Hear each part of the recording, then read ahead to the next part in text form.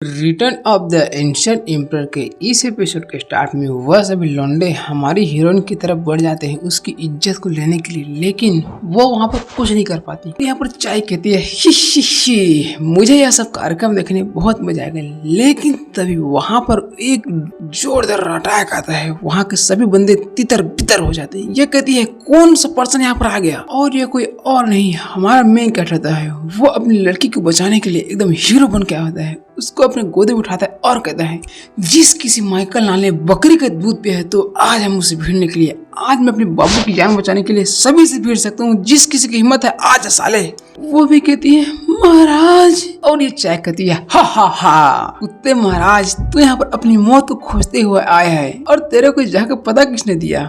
हमारे main character कहता है जब दो दिल एक दूसरे से प्यार करते तो उनके बीच में कनेक्शन हो जाता है, और मैं उसी कनेक्शन के पीछे करते करते यहाँ पर आ गया। लेकिन आज तूने ये जो कांड किया है ना, इसकी वजह से तू मेरी नजरों में गिर गई है। आज मैं तुम्हें इस पूरी चीज का सजा दूंगा, तुझे पछतावा होगा कि तूने यह काम क्यों किया। मेरे बाबू ने जो मुझे डिफेंस टेक्निक सिखाई है, जो मार्शल आर्ट सिखाया है, उससे मैं आज बदला लूंगा। वो सोचती है यह मैन महाराज, और नो मैटर आप पहले कितने बड़े बास्टर्ड ठरकी लड़के थे, लेकिन आप यह सब चीज मेरे लिए कर रहे हैं महाराज। वो भी हंसते हुए अटैक करती है ही डॉग एम्परर कुत्ते महाराज तू यहाँ पर मरेगा, आज तेरे मरने का दिन है।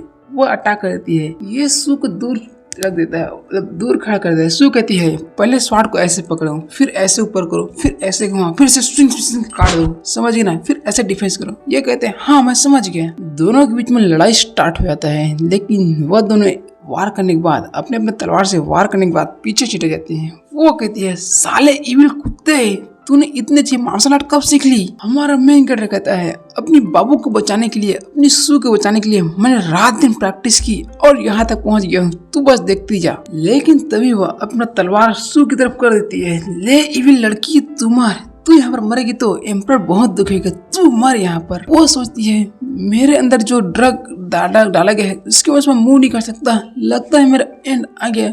मैं कहता है सो वहां से हट जाओ, लेकिन बहुत देर हो जाती है। उस चाकू में, उस तलवार में खून ही खून। लेकिन हमारे मेन कैरेक्टर ने सही वक्त आकर अपने हाथ से उस चाकू को पकड़ लिया होता है, जिसके हमारा मेन कैरेक्टर खून होता है।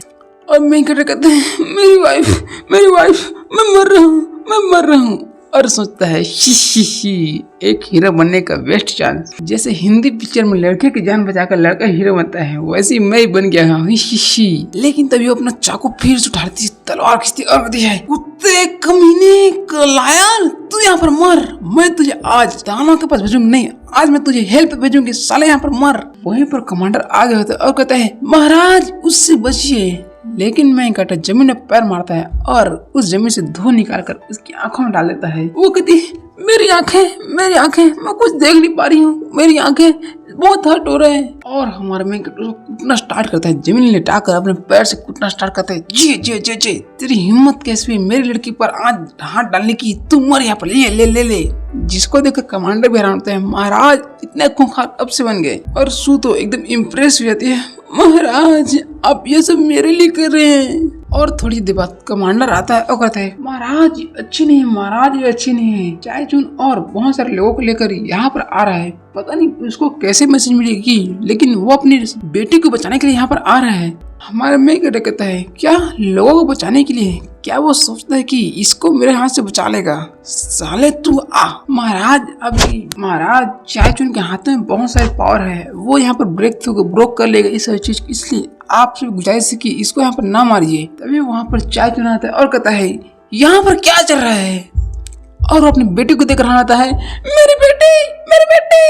वो भी कहती है पापा बचा पापा मुझे, ये मार देगा मुझे। ये कहता है किसकी हिम्मत होगी इस ओल्ड मैन के रहते हुए मेरी बेटी को हाथ बचाने की, एम्परर तू छोड़ दे इसको, आज इसको जाने तू। वो कहते हैं पापा बचाओ मुझे, पापा बचाओ। लेकिन हमारे में तलवार निकालता है और कहता है तूने अभी भी क्या कहा, लेकिन मुझे सुनने में देर हो गई। तलवार उसकी पीठ में घुसा दिया था, जिससे खून निकलता है, उल्टी करती है और मर जाती है।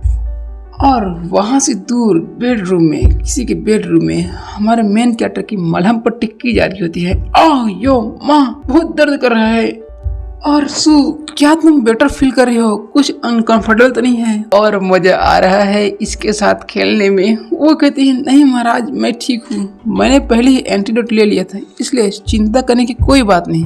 हमारा मेन कैरेक्टर कहता है चलो बढ़िया है, लेकिन यह अच्छी बात है, लेकिन अफसोस की बात है कि चाय चुन उस बुढ़े के सामने मैंने उसकी बेटी को मार डाला, उसे लात भी मारी, लेकिन फिर भी उसका खून में उबाल नहीं आया। वो कुछ भी नहीं बोला। वो कहने लगा ऐसा क्यों है? मेरी तबीयत अभी ठीक नहीं है, इसीलिए मुझे यहाँ से चला जाना चाहिए, मुझे यहाँ से चले जाना चाहिए, मैं जा रहा हूँ। उसको मेरे ऊपर कोई गुस्सा नहीं आया, उसने कोई षड्यंत्र नहीं रखा। अगर वो जानता है अगर वो कुछ करता तो मैं वहीं पर खत्म कर देता। लेकिन महाराज क्या आपने इन सभी चीज को जानबूझकर किया है? हमारा मैं क्या कहता है यदि नहीं तो क्या? तुम ऐसा समझ लो जब तक चाय चुन अपनी कोई भी निर्णय लेगा, कोई भी यहाँ पर सस्पिशियस काम करेगा, वो काम करने की हिम्मत भी करेगी तो मेरे पास उसे मारने का एक कारण होगा। कार्य वो कैप्टन में गद्दार है और जितने भी साले भ्रष्ट नेता है सभी का एक सबसे बड़ा आदमी वही है, उसको खत्म कर दो, यहाँ पर गुनाह वैसे भी कम हो जाएगा। ये कहते हैं इसमें मेरी ही गलती है, यदि मैं लापरवाह नहीं होती तो हमारे महाराज को यह सब योजना पढ़ना नहीं पड़ता है, यह सब चीज करनी ही नहीं पड़ती महाराज। और सोचती है